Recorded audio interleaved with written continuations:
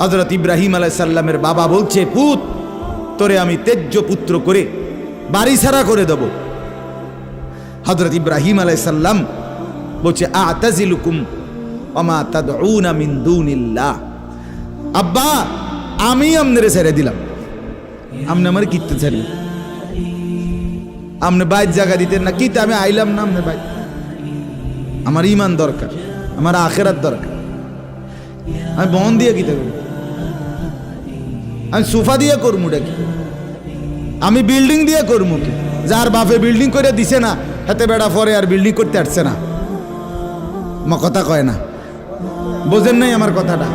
যার বাপে জমি কিনা দিতে আসছে না এবারে পরে এবারে ফুতে আর কোনোদিন জমি কিনতে আসছে না, তো তো কি আমনে যে একবার উল্টাইয়া গেছেন।